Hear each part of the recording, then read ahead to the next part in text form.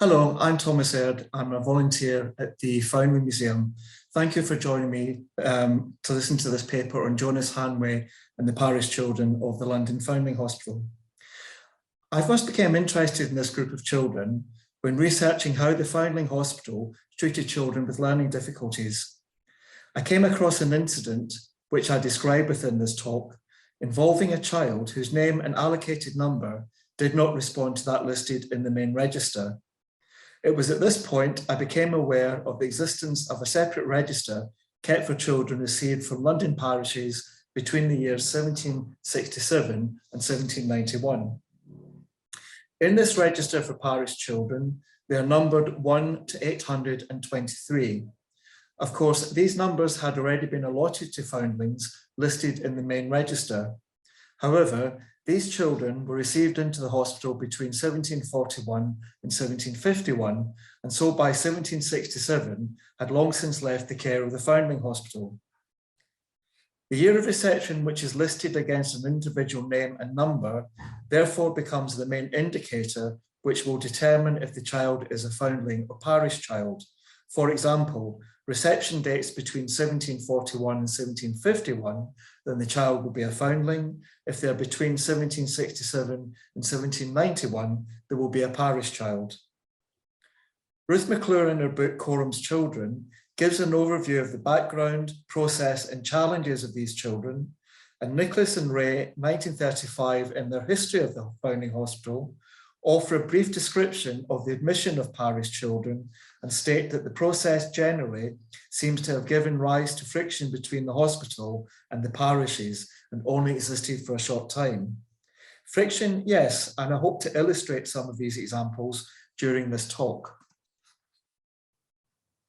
The reception of parish children into the care of the Foundling Hospital is associated with Jonas Hanway. Jonas Hanway was born in Portsmouth in 1712 to Thomas and Mary Hanway. His father was employed as the Navy's agent victualler for Portsmouth, but died in 1714 when Jonas was 2 years of age. Very little is known about his early life, but it's thought that he and his siblings had a rudimentary education at a village school in Hampshire. His later life can effectively be viewed in two halves. He moved to London in 1728 and in 1729 went overseas, spending some years in the English factory in Lisbon and then traveling across Russia from St. Petersburg to Persia. In 1750, he returned to London, and it's at this point that he starts his philanthropic drives. He died on the 5th of September, 1786, and is buried in the crypt of St. Mary's Church in Hanwell. In 1788, a memorial was erected in Westminster Abbey to the memory of Jonas Hanway, and this is in the west aisle of the north transept of Westminster Abbey. In 1798, his first biography was published, written by his friend John Pugh, entitled Remarkable Occurrences in the Life of Jonas Hanway, Esquire. It includes the following stanza, taken from a poem praising Hanway's life. And O philanthropy, by heaven reared same, shall oft avow the good man's zeal divine, when bounty leads to a poor and orphan train to clasp their little arms around Hanway's shrine. Jonas Hanway was a prolific writer, and Taylor in 2008 writes that Hanway emerged from obscurity through the publication of his adventures in Russia and Persia in An Historical Account of the British Trade over the Caspian Sea, 4 volumes, 1753. His various publications reflect his philanthropic ideals and include titles such as those included on this list. So in 1754, on paving, cleaning and lighting the streets of Westminster. 1760, he wrote a history of the Foundling Hospital. 1766, an earnest appeal for mercy to the children of the poor. And then he was involved with chimney sweeps and their apprenticeships. And these are some of the philanthropic activities that he was involved in. 1756, he was involved in the establishment of the Marine Society. 1756 became a governor of the Foundling Hospital and was its vice president between 1772 and 1787. He is involved with the Stepney Society, apprenticing for marine trades, and that was local boys from Stepney. He was involved with the establishment of the Magdalene Hospital for penitent prostitutes. The list goes on. 1770s, he was involved in prison reform, and he proposed the separate system for prisoners.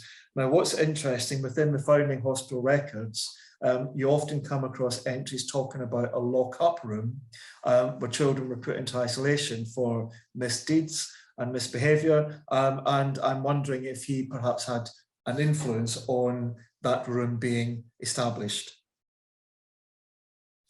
Hanway was born towards the end of the War of the Spanish Succession, 1701-1714, and was in Lisbon at the outbreak of the Anglo-Spanish War, 1739 to 1748. He was in London at the start of the 7 Years' War, 1756 to 1763, and the War of the American Revolution, 1775 to 1783.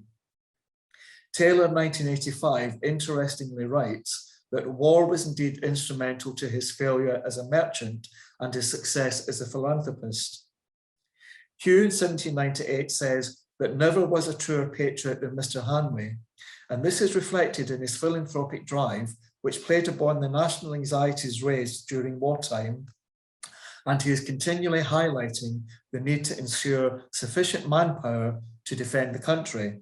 For example, in his 1760 historical account of the Foundling Hospital, Chapter 2, he refers to the establishment of the hospital during the last Spanish War, and that it was during the present French War that Parliament protected it through the implementation of the general reception. And this is where the hospital was required to take all babies brought to the doors between 1756 and 1760. Stressing the important role the hospital has to play, he says, "We are now to consider maturely of the best means of taking care of it, and not forsake it on any account, lest, when another war happens, a great number of those who might have composed navies and armies should be sleeping with their fathers in churchyards."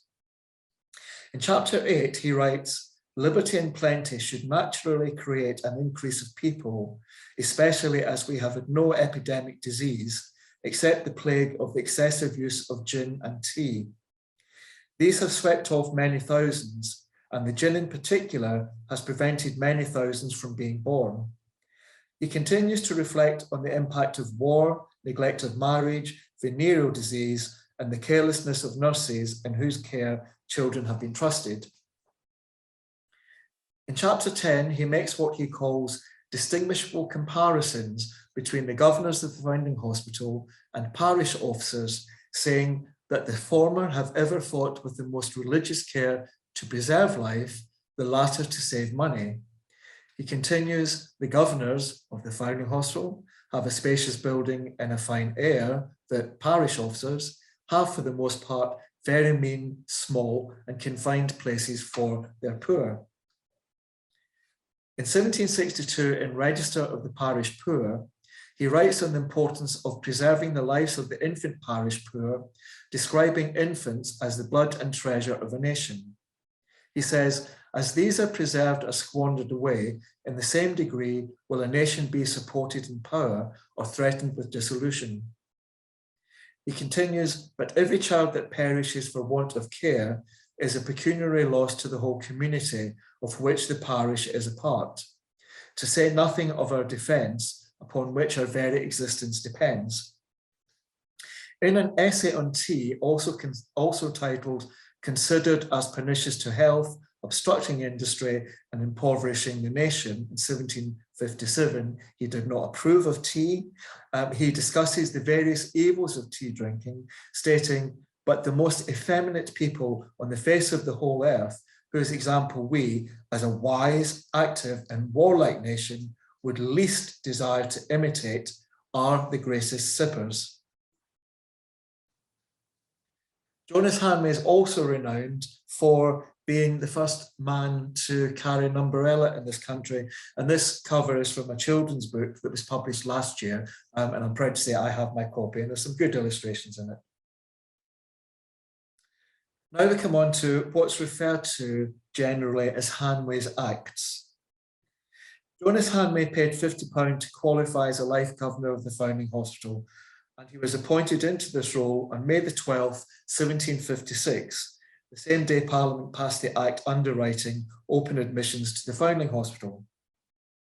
Hanway was present at the first day of the reception of these children and wrote, "I well remember the transaction of the first taking in day, 2nd of June, 1756, when we received 117 children. Actively involved in the running of the hospital, Hanway was to become a devout critic of the general or indiscriminate admission. In 1767, in Letters on the Importance of the Rising Generation, Volume 1, he acknowledges that there was a belief that by opening the doors for an indiscriminate reception, they should save a great number of lives and so far recruit the nation. He argues that the true object of the general reception was never achieved. Rather, several evils sprang up immediately from the humanity of the legislation. He identifies reception of the children from the country as a major issue and the associated problems of the temptation of parents to send their children to the foundling hospital. This was compounded by parish officers who, he says, forced the child from the breast of the weeping mother for fear it should be a burden to the parish. By contrast, however, he recognised that the cessation of the general reception itself would create problems, writing that the hospital, from doing too much which created a mischief, was now determined to do nothing. As a consequence, the infant poor, he says, were driven back to their old quarter, the habitation of death and the grave. At the end of the general reception, he threw himself into a campaign to preserve the lives of poor and parish children. In his History of the Hospital, chapter 11, he makes a number of recommendations, with the overarching one being that no child should be received, but such are born within the bills of mortality. An interesting change which he proposed is that the hospital name should be changed to Orphan Hospital. His rationale is pragmatic, that being called an orphan, they will suppose the parents are really deceased. If the parents reclaim the child, there is no harm done. Core to Hanway's initiatives was the foundling hospital, to which he proposed parish officials would have liberty to send all the infants who are brought to them, or such as are found deserted, and an age limit not to exceed 12 months was proposed. Another key proposal was the establishment of a register of poor children received by parishes that were under 4 years of age. His proposals, however, received very little support, and Hanway turned his attention to promoting parliamentary approval of his register for the idea for a register of poor children. He was fortunate to gain the support of Rose Fuller, who was an MP and also a governor of the foundling hospital, elected on the same day as Hanway, and a bill was finally passed in Parliament in 1762 for an act for the keeping regular, uniform and annual registers of all parish poor infants under a certain age. The Act stipulated that parish officials within the bills of mortality, that's the City of London, Urban Middlesex, Westminster and Southwark, should keep a precise register of all children in parish care under the age of 4 years, and that an annual summary of these registers should be published by the Worshipful Company of Parish Clerks. This was effectively the only proposal made by Hanway to be implemented. Dorothy George in 1964 quotes Hanway, who writes in December 1763 that this register is a favourite child of mine. I mean to watch the progress of it, and as far as may be in my power, to do it justice as well as the poor infants. Visiting workhouses and scrutinising the registered, he collected data which highlighted the level of mortality among children in London workhouses. And this slide is just one of these tables that he comprised. And the final 2 columns actually give you a list of the children who actually died and the percentage. And if you look down toward the bottom, St Olav Southwark, there was basically 100% death rate within that parish.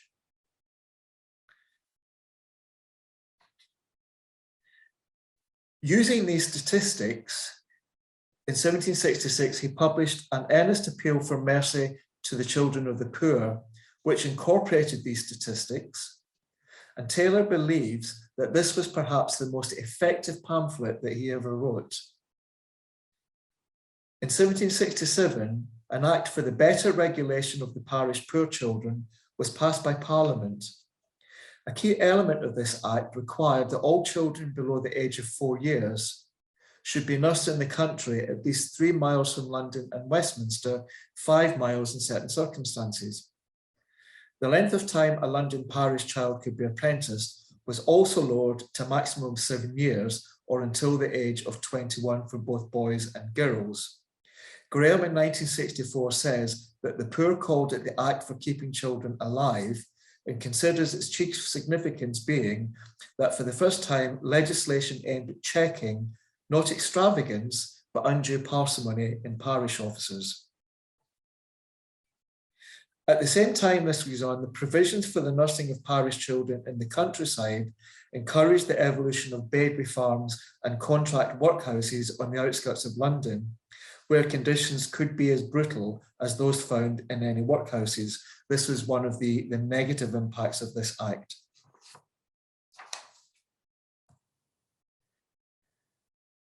So in terms of the parish children themselves, some of the main differences between parish children and foundlings include that children's birth names are not changed by the Foundling Hospital.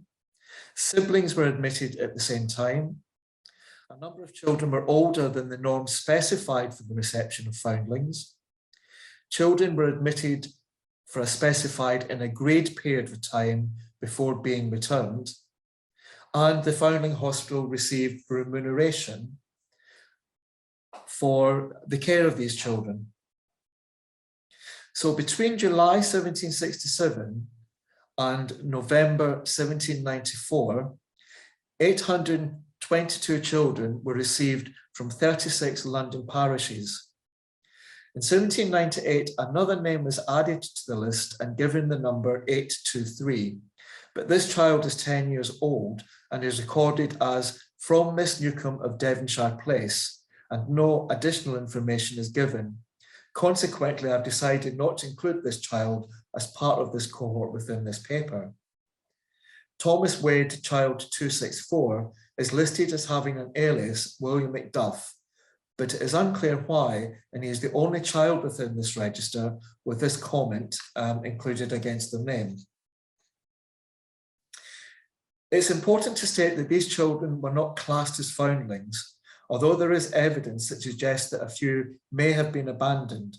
And this differentiation is made within the Foundling Hospital records, with them being referred to as the parish children. An example of this is from the General Committee minutes. The Treasurer reported the death of 7 foundlings and 3 parish children. This example is November the 9th, 1774, but these type of examples go throughout the period. At least 10 of these children bear the name of the parish from which they have been received, evidence perhaps of their being abandoned into the care of that parish. And these include Frances Bartholomew from St Bartholomew the Less, Nancy Ratcliffe from the hamlet of Ratcliffe, Elizabeth Lambeth, St Mary Lambeth, and so forth. The 4 at the bottom, Margaret Church, I'm assuming that that is a given name from the St Margaret Church, Westminster, Elizabeth Parish from the parish of St Bartholomew the Great, and John Palace and James Palace from the Palace of Westminster. But those 4 are my assumptions. So in terms of gender ratio, you can see on this that it's almost equal boys, girls, 426 boys and 396 girls. The first parish child was received into the Foundling Hospital on the 4th of July, 1767. The final child on the 5th of November, 1791, a period of 24 years. The last child claimed and returned was Gabriel Fenchurch, number 781 by the parish of St Gabriel Fenchurch on the 14th of November 1794. This child was aged 11 years 7 months, almost 6 years older than the contracted age of 6 to be returned. There was, however, one remaining parish child at the Foundling Hospital who died aged 7 on the 10th of January 1797. So this is just a cumulative total over 5-year periods of these parish children. And you can see in the first 5 years, we have a total of 378 children admitted. And then down to the final 5 years, or the final few years of 1787 rather, to 1791, where it's down to 17 children. This slide is simply totals by gender. And again, you can see it's relatively equal for both male and female genders across the whole 24 years. And this is just a list of parish children by age. And you can see the bulk are age 0 to 1. And within that, we have a total of 290. Age between 4 and 5, we have 126. And then we have 6 children where no age is listed. So you can see the bulk is basically age 0 to 1, but then after that it sort of equals across all age ranges up to 5.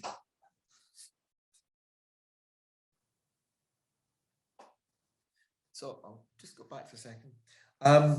Now, one thing that became clear looking at the records is that a number of siblings were admitted. 137 siblings from 21 parishes were received into the Foundling Hospital, and that is 13% of the cohort. The data which I used to determine the reception of siblings included the surname of the child, the parish they came from, the reception date, and the age differences.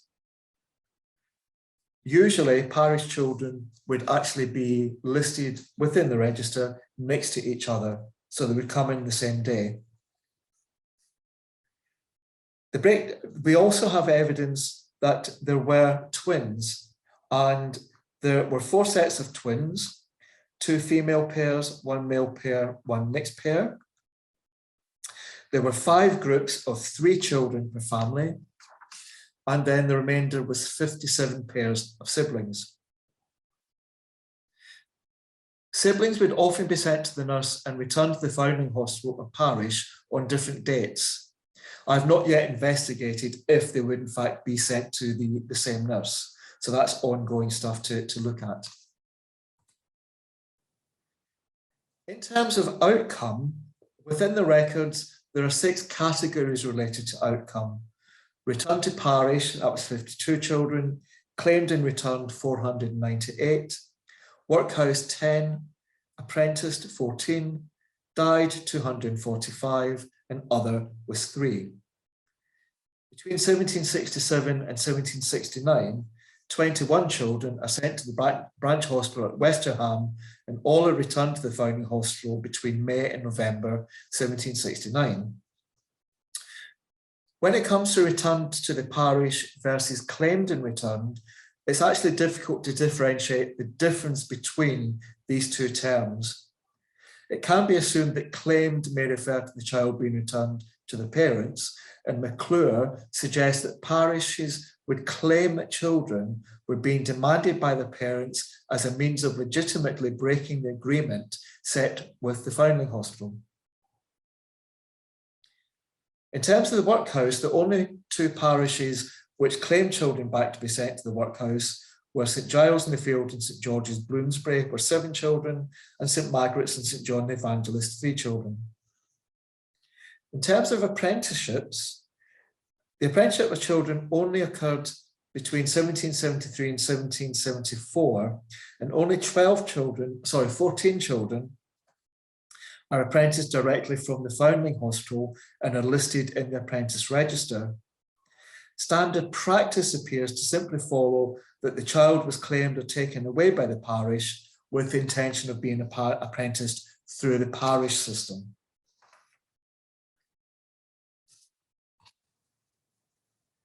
terms of died, 254 or 30% of the children are recorded as dying. 82% or 201 of the children died whilst at nurse. In 23 cases, the cause of death is listed, and this includes fever, scarlet fever, whooping cough, measles, and convulsions.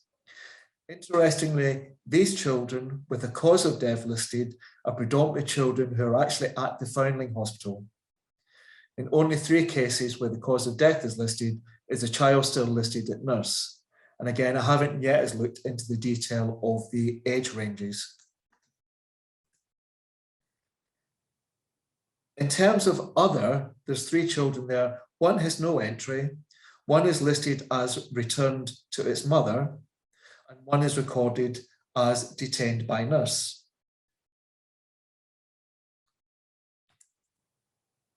So these are some of the parishes that children were sent from. It's all the parishes children were sent from. So we have parishes within the walls, and they account for 37 of the children. So we have St Stephen's Coleman Street, St Gabriel Fenchurch, St Michael le Quern. I call these the Big Five because they sent over 50 children each, and the grand total is 485. So St Margaret and St John the Evangelist, 167, St Andrews above the bars, and St George's the Martyr, Queen Square, 110, and so forth. So I call these the major ones. And then this is the age split between the, the total for the different parishes by gender. And again, you see that's almost equal. Parishes without the walls that sent children, numbers between 10 to below 50, a total of 252. Again, there's some of the parishes: St George's Middlesex, Hamlet of Ratcliffe Surrey, St John Southwark, and St Bartholomew's the Great.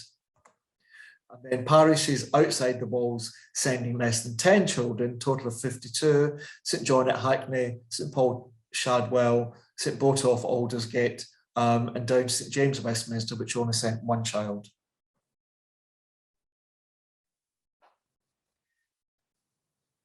The contracts with individual parishes agreed the duration of the stay and the age when the child would leave the Foundling Hospital.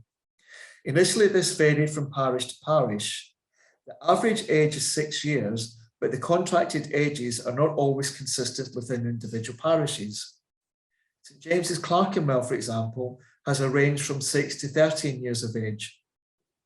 St Leonard's Shoreditch has an agreed age of 14 years, and this is generally consistent for all their entries. Unusually though, one child from St Leonard's, Elizabeth Harradine, number 222, has an age of 21 years listed, although she was claimed in September 1770 when she was 3 years old.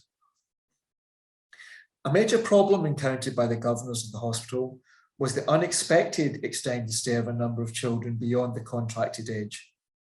On December the 6th, 1775, the General Committee minutes record that several parish officers have applied to have some of their children kept in this hospital beyond the respective ages agreed for by the parishes with this corporation. The governors resolve that for the future, no parish officer shall sign an agreement for any child to remain under the care of this hospital for a longer term than until such a child shall attain the age of 6 years, for the maintenance of whom 2 shillings 10.5 a week shall at present be paid monthly. It is recorded in the minutes that the parish officers of St Margaret and St John the Evangelist, Westminster, and St Benet's Grace Church agreed to pay 3 and 6pence a week for their children who exceeded the age agreed. From 1776, all children, so that's from child numbered 6 or 7 onwards, received into the Foundling Hospital have an agreed age of 6 years recorded in the register. As already indicated, parishes were expected to pay for the care of each child, and payments were to be in advance at the beginning of each month. This was the second major problem encountered, and the delayed payments from individual parishes with outstanding increasing debts. This appears to have been a long-standing problem. For example, in November 1774 and June 1775, lists of parishes in arrears are recorded in the General Committee minutes. 15 parishes are listed, and St Margaret's Westminster is in arrears for £305, 4 shillings and 4 pence for 11 months nursing of 48 children. On November the 16th, 1774, the hospital solicitor is instructed to write to parish officers stating that in case the said arrears is not paid by Tuesday next, that Mr. Dagg do commence a prosecution against such of the said parishes as shall not pay their arrears by that time. On November the 30th, 1774, it is reported that a number of parishes have responded positively and paid their outstanding debts. Finances are a frequent frustration for the hospital governors, and in December 1781, the Treasurer highlights a potential loophole affecting payments, stating that he had found that some of the officers put off payment by reason of the charge accruing in the time of the preceding church wardens and overseers, with parish officers normally appointed annually at Easter. In response, the governors consider that payment should be demanded before new officers were elected. Apart from the threat of legal action, the governors propose, when children are claimed by the parish, that the said children be returned to the said parish officers on the charges being paid. In addition, in December 1774, the governors order that no child or children be returned to any parish who may claim the same without clothing being sent to take such child or children away in. I said at the beginning of the talk that it was one child that made me aware of the separate register. This child is in fact probably the most notorious of all the parish children.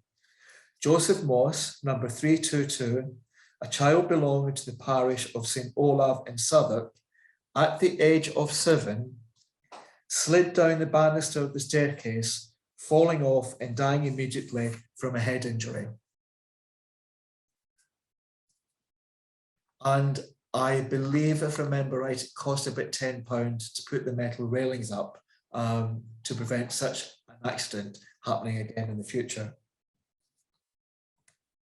So in conclusion, Jonas Hanway was a determined, focused, stubborn individual. He was a major influence on 18th century philanthropic activities, and as such is recognised as an important social reformer. Perhaps his memorial in the Westminster Abbey sums him up. Quote, "This was the friend and father of the poor." Thank you for listening to my presentation. If you have any questions which arise from this presentation, please contact the Foundling Hospital with your question, and I shall try my best to answer any such question that comes through. Thank you very much for listening, and goodbye.